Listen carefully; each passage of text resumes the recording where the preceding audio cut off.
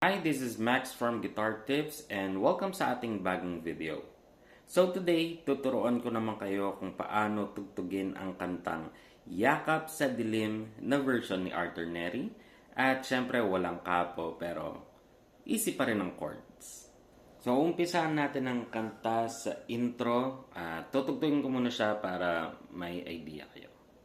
So ganito siya.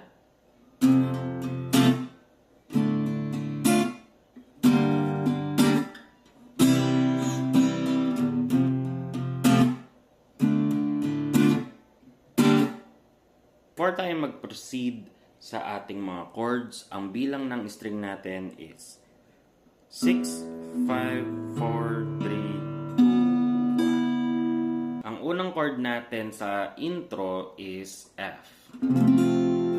Yan. Pwede siyang bar chord, pwede siyang ganito. So, paano ba ang bar chord ng F? Ang bar chord ng F, ang hintuturo natin is itutukop lang natin siya sa buong first fret from 6th string to 1st string. Tapos ang ating ring finger dito siya sa 5th string. Ang hinliliit natin dito siya sa 4th string.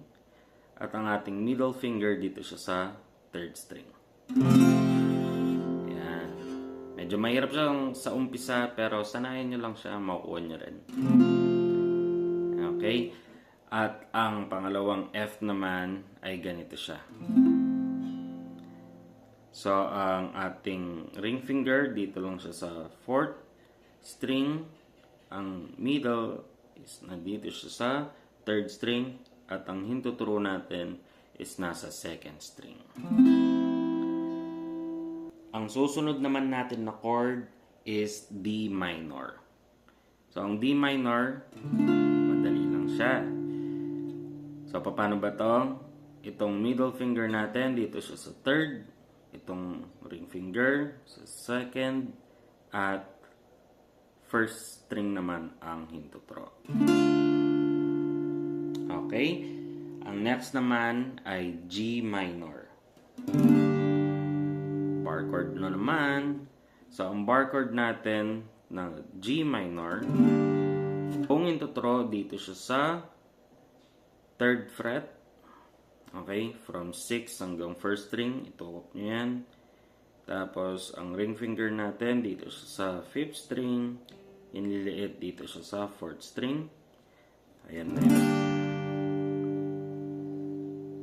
Okay. Next chord naman natin ay C.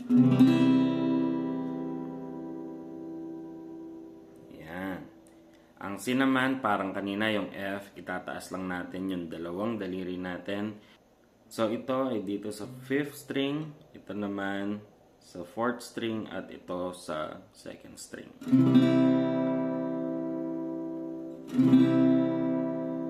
Tapos, uulitin lang natin yung F. Tapos, yung D minor ulit. Tapos, last na chord natin ay G minor. Ito yung ibabagsak lang natin siya ng... Ang strumming naman natin dito, ako ginagawa ko lang is 4 na pababa. Bali, 3, 1, 2, 3. Yung pang-4 is binabagsak ko siya ng ganon. 1, 2, 3. 1, 2, 3. Okay, so sasampalan natin siya, guys.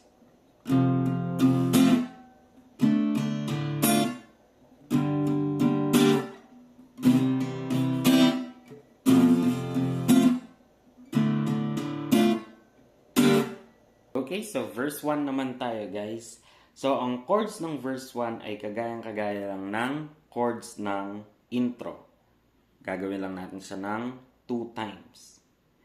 So, after naman ng 2 times na chords na yun, gagawin naman natin ay A minor. Okay? So, ito na yung part ng mga problema iyong malimutan. Okay? So, paano ba ang A minor? Ang A minor ay parang A lang din. Pero gagawin natin siya ng ganito. So, ang middle finger natin nandito siya sa 4th string. Ang ring finger dito siya sa 3rd string. At ang hintotro dito siya sa 2nd string. Tapos yung D minor na tinuro ko kanina. Ang next chord naman natin, dito na siya sa habang tayo'y magkayakap. So C sharp minor 7 naman tayo. Yan. Ang C sharp minor 7, i-bar chord nyo lang itong hintuturo nyo dito from 5th string hanggang 1st string. Tapos, ang hiniliit nyo dito sa 2nd string, ring finger sa 4th, and 3rd string naman yung middle natin. And last chord is C. Same pa rin tayo ng strumming. Puro down pa rin. 1, 2, 3, 4.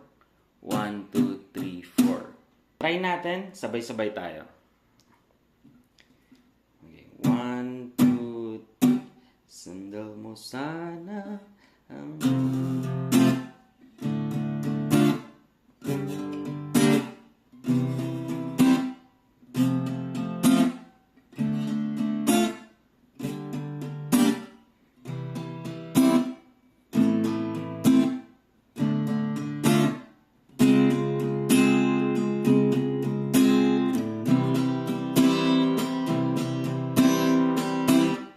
Okay, natapos na tayo sa verse 1.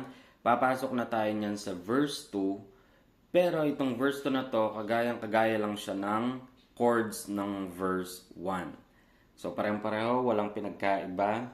At after ng verse 2, papasok na siya sa chorus. So, yung chorus, ito yung eto na ang pinakahihintay natin. Okay? Paano ba to? Ito yung ating B flat. So, ang B flat, ang intuturo natin dito siya sa 1st fret mula sa 5th string hanggang 1st string. Tapos, ang hiniliit natin dito siya sa 2nd, ito naman sa 3rd, ito sa 4th. Yan.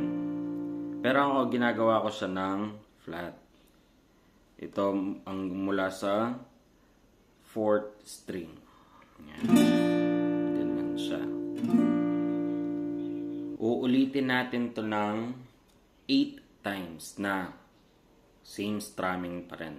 Na 1, 2, 3, 4. 1, 2, 3, 4. 8 times natin uulitin yon. Ang next na chord naman natin is D sharp. Ayan. So, ang D sharp, dito tayo sa 1, 2, 3, 4, 5, 6 fret. Okay? So, i-bar nyo lang yan from 5th string to 1st string. Tapos, ito is nasa 4th string. Ito naman 3rd string at ang middle ay 2nd string. Next na chord naman natin ay G sharp.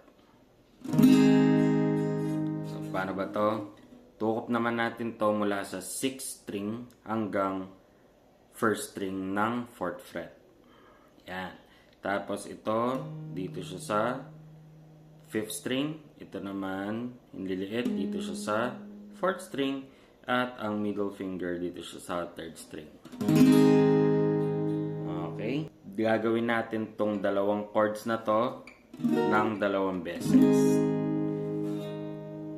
Ang next na chord naman natin ay so C sharp minor 7 naman tayo. Yan. And last is C. So same strumming pattern pa rin tayo. Puro down, down, down, down. 1, 2, 3, 4. Sabay-sabay tayo, guys. Ito na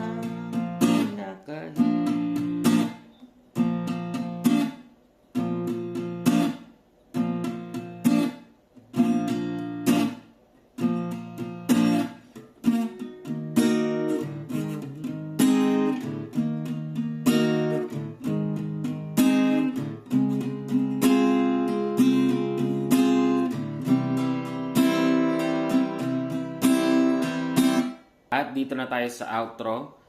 Ang outro naman natin, tataas siya ng isang chord.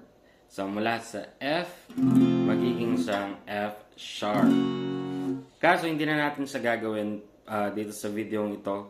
Mag-i-stick na lang tayo doon sa chords ng verse 1 at verse 2. At yun na nga ang outro natin. At dito na magtatapos ang video ito. Maraming salamat sa panonood. At kung may gusto ka pang kanta na tugtugin sa gitara, especially mag-Valentine's na yan guys. Habang maaga pa, pag-aralan nyo na yung mga kantang gusto nyong ialay sa inyong mga minamahal at nililigawan. Okay, comment mo lang dyan sa baba. At muli, ako si Max from Guitar Tips and peace out.